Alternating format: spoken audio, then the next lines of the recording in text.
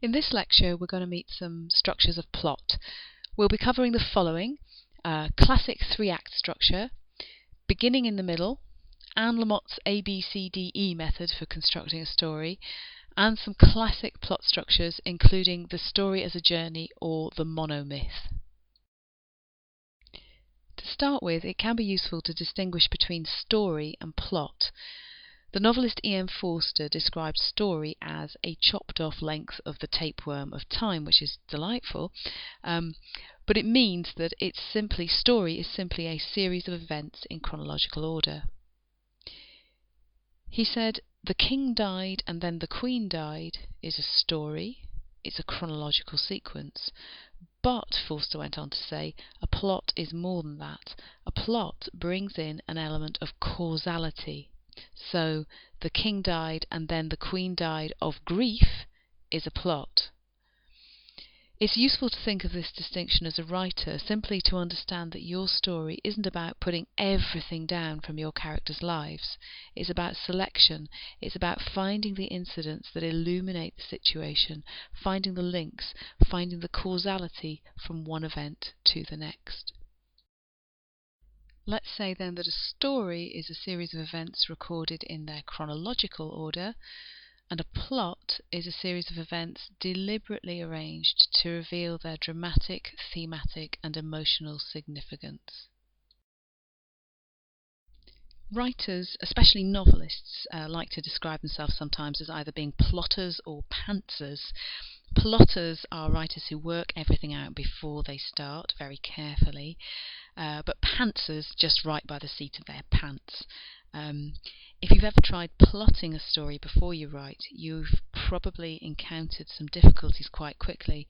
You may have found that your writing just becomes very predictable and rushed and quite flat or dull. The characters' life seems to sort of drain out of them. The spark of imagination can just go out of the piece. Stephen King, in his book on writing, warns that plotting like this can be quite artificial. He says that the stories we write ought to grow organically out of situations and characters. If you impose a preordained plot, you're restricting the imaginative growth that you need, and the result is quite unlikely to convince your readers. In class, I try and encourage you to stay in exploratory mode for as long as you can when you write, finding out who your characters are, exploring the images, asking what if, because this will probably help you create stronger, more convincing work. Margaret Atwood, the playwright and novelist, describes finding a story as being like shining a torch in the dark, a process of discovery, of partial seeing, rather than trying to write to a preset template. It's worth bearing this in mind in the shapes that you're going to meet during this lecture. The more you recognise and internalise them, the more effectively you'll then be able to use elements of them in your own writing, to subvert them, to play with them, and to combine them. Basic ideas about story structure start with Aristotle, who said a whole dramatic action had a beginning, a middle, and an end. This simple definition has lasted us well over the last 2,000 or so years. It's what we mean when we use the term narrative arc, a plot arc, or classic three-part plot structure. The three-act structure is a classic narrative structure for writing screenplays, stage plays, and novels. Another way of putting this is conflict, crisis, resolution. The conflict part of this arc is important. Janet Burroway says, "In literature, only trouble is interesting." Now, this isn't true in life. Life offers us periods of, good relationships, happy holidays, productive work, all of which are extremely interesting if you're involved. But passages about such times make dull reading, and they can't be used as plot. There's a truism in creative writing that says happiness writes white, which just means it expresses the difficulty of trying to make those happy events stack up as plot. It doesn't work. In three-act structure, story is seen as a power struggle between a protagonist, a central character, and an antagonist who represents obstacles to the protagonist's desires and could be another human being or some other force or obstacle. It's crucial that the two opposing forces, protagonist and antagonist, are approximately equal, so that there is some uncertainty about the outcome. On the flip side, the dramatic action of a story doesn't need to be high adventure or gunfights or thrilling battles. It just needs to be some kind of movement, perhaps a change of emotional state. There doesn't have to be a fight for conflict to become explicit, especially in literary fiction. The movement can be quite subtle or slight. In the 19th century, Gustav Freytag codified and elaborated on the idea of three-part story structure with this pyramid, which traces the shape of story structure. The beginning of a story starts with some exposition, that's the flat line. Exposition is a statement of a situation at the beginning of an action. Then there's an inciting incident, which introduces some conflict. That conflict undergoes a series of complications, and the ensuing power struggle escalates to a moment of crisis action at the climax. Then there is falling action, or dénouement, unknotting, leading to a resolution. Here's how it maps against the three-act structure. In Act 1 we have exposition, where the writer introduces the characters and the inciting incident, which is the incident that sets off the dramatic action. Then there's conflict and the problem. In Act 2, the writer introduces the challenges, obstacles and setbacks that the protagonists, or all the characters, face. These gradually increase until we reach the climax, which ends the act. Act 3 contains the falling action, in which the writer resolves the story, shows the change, growth and development of the protagonist or any characters, resolves the problem and answers any unanswered questions. Let's think about one of the short stories we are looking at this semester in the light of this structure, Flannery O'Connor's Everything That Rises Must Converge. It does conform to the classic three-part structure. In Act 1, a doctor tells Mother she must lose weight because of her high blood pressure, so she starts going to a slimming club on Wednesday evenings. This is dealt with in one sentence, the first sentence of the story. Mother insists that her son Julian takes her, as she doesn't like to ride the buses alone at night since they've been integrated, and this gives us a little hint of some of the social and cultural context of the story. She puts on her revolting new hat, or at least Julian thinks it's revolting, and they go out. Julian goes very reluctantly. And notice how this section, the exposition, is very short. The scene is set in one sentence, and this whole section is just 4 paragraphs long. But it does quite a lot. It introduces and establishes both the main characters, Julian, the protagonist, the point of view character, and his widowed mother, who he sees as his antagonist. It also introduces the conflict between them. Julian is reluctant to have anything to do with his mother. He's going out with her even though he doesn't want to. He doesn't like her hat, but she loves it. As it says, everything that gave her pleasure was small and depressed him. There are undertones of the mother's racism, which is much more fully developed in Act 2. And more than that, the first line, seemingly innocent exposition, gives a foreshadowing of the ending. Act 2 is the rising action of this story, the challenges, obstacles and setbacks that make up the bulk of the story, which is kind of appropriate given the story's title, Everything That Rises Must Converge. So the action starts as Julian and his mother walk through their neighbourhood. This is a hard thing for Julian to do because he sees the neighbourhood as a place of poverty where he is trapped. The neighbourhood itself is like another antagonist to him, and worse still, he knows that his mother sees the area very differently, as it was many years before, a genteel suburb suitable for the descendant of a state governor and the owner of 2,000 slaves. His mother's attitude infuriates Julian, whose views on slavery are very different to his mum's, and this provokes further obstacles for him as he's getting more and more irritated, but also trying not to lose his temper. Things get worse on the bus, further obstacles. He asks a black man on the bus for a light to show that he isn't a racist, but then really excruciatingly remembers that he's given up smoking and doesn't have any cigarettes. His mood gets worse and worse as he remembers other encounters with his mother. And then finally a black woman and a child get on the bus. Julian realises that this woman is wearing the same hat as his mother and takes great glee in this. This, it might seem, is the climax of the story, but no, it goes on.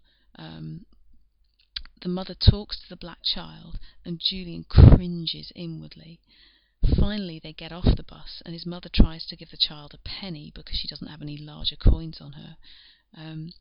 The child's mother angrily refuses it and knocks Julian's mother over. Julian is absolutely furious with his mum. His mum starts walking home in quite a bewildered way, and he is shouting at her and berating her, and then finally, here is the climactic action. She suddenly collapses on the pavement and dies. She's had a heart attack as predicted in that first sentence. Act 3 is brief. Julian pours protestations of grief and love over her. Suddenly he can tell her that he loves her, and he realises that he loves her, but it's too late. This act is the shortest of the story. It's just the last 2 paragraphs. The resolution in modern and contemporary fiction often doesn't offer a solution, as here.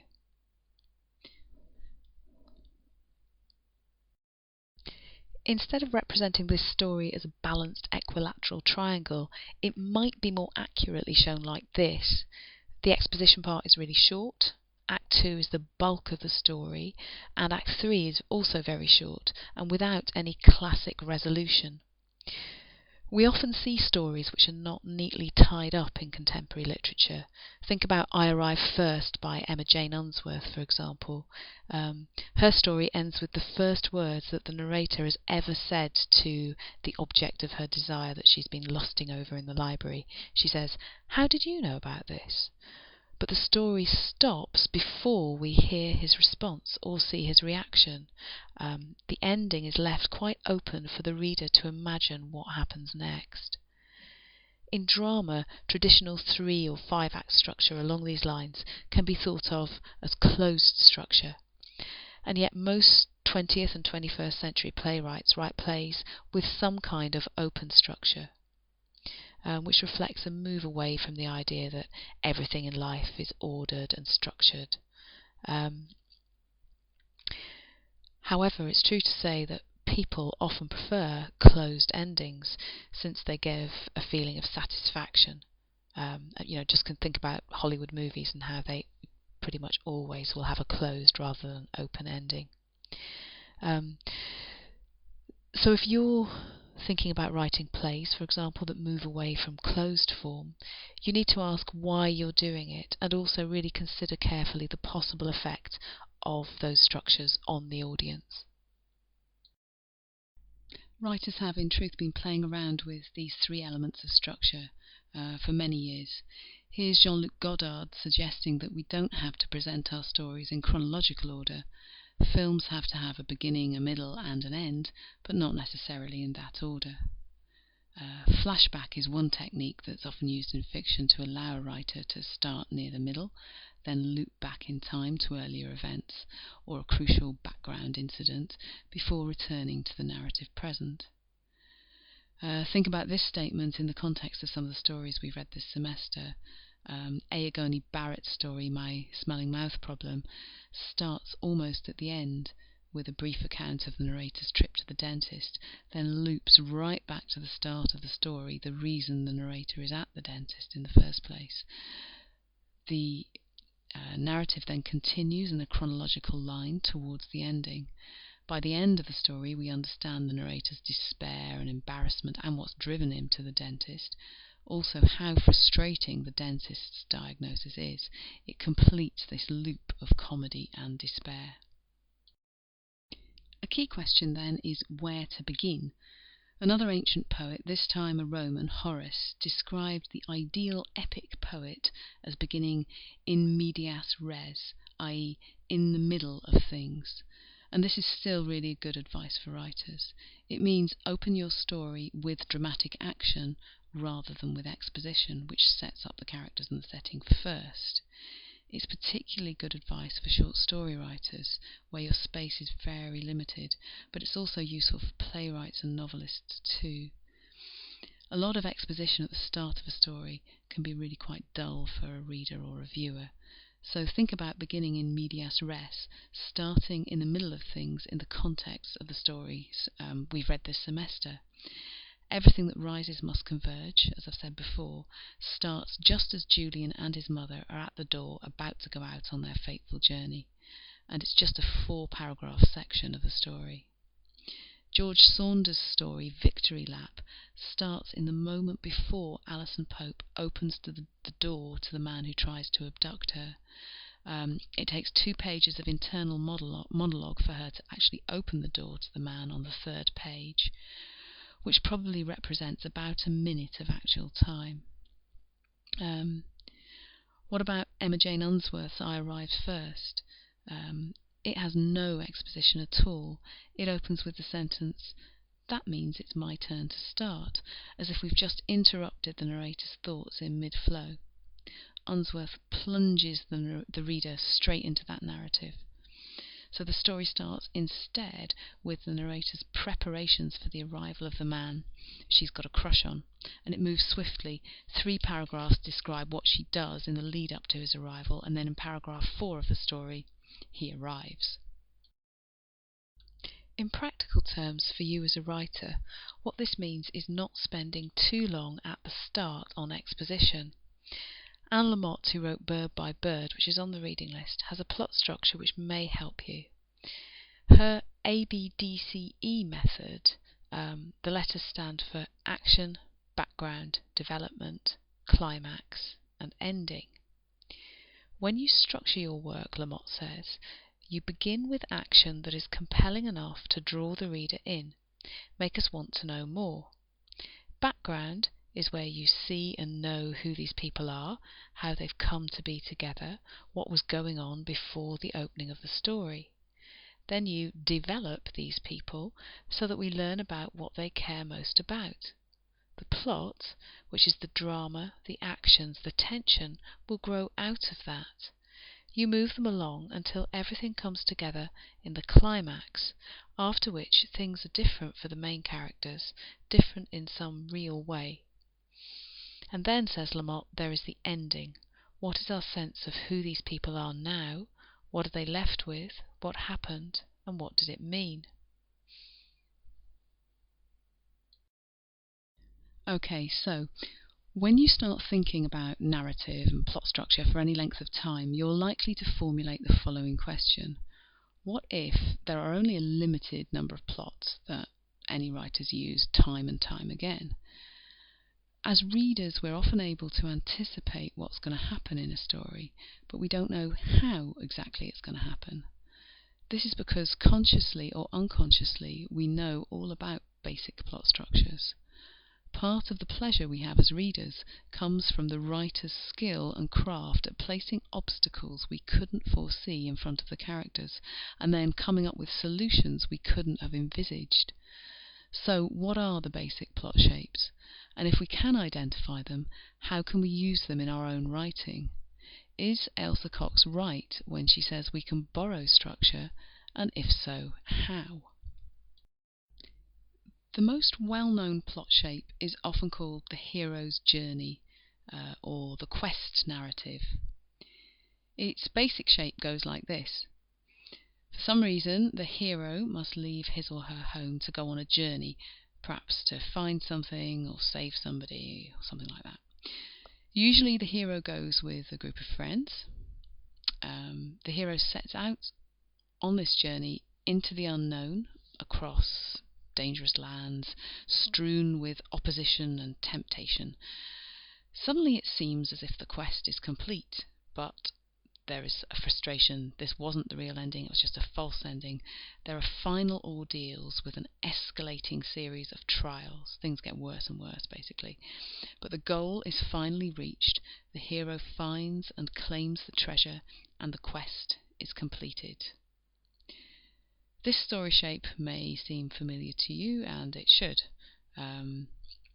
You can probably think of all kinds of examples, but things like J.R. Tolkien's Lord of the Rings and The Hobbit, obviously, Homer's Odyssey, Raiders of the Lost Ark, Harry Potter, the entire series, The Wizard of Oz, even, if you think about it, J.D. Salinger's Catcher in the Rye. In general, though, this structure, as described, lends itself to epics rather than to realist short stories. As I said, it should sound familiar to you. Joseph Campbell wrote extensively about the hero's journey. He also called it the monomyth, because elements of it, he said, are the classic sequence of actions in many stories. You can break down this sequence to separation and departure in the first section of the story, initiation in the main section, and return in the third section. And this is now very much part of the formula of Hollywood scripts. If you're particularly interested in this story structure, I'd strongly suggest you check out his book, The Hero with 1,000 Faces. You could also look at Robert McKee's book, Story, which is all about structure and useful for screenwriters and novelists alike. But the hero's journey isn't the only metaphor for story shape. Indeed, there's some debate about how many basic plots there are, ranging from 1, that's Joseph Campbell's monomyth, to 3, all the way up to about 36. However, Christopher Booker wrote a well-regarded tome published in 2004, The 7 Basic Plots, and the real value of this for you as a writer is not whether there is a definitive number of plots. The real question for you is, how could you use any of these to help your own writing? Here are Christopher Booker's 7 plot types. I will put up links to each plot type on the VLE, so you can click on each link to read more about the different type of story structure and the key elements of each.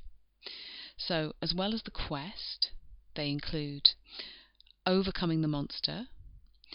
This is where the monster begins as a predator. The hero gets a call to action and prepares, and after some skirmishes there's a final nightmare showdown where it seems impossible for the hero to defeat the monster.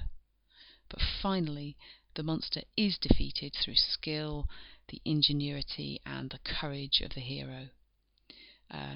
Any opponent can have monster characteristics, so this structure turns up not only in monster stories like Beowulf, but also in war stories, thrillers, as well as fantasy.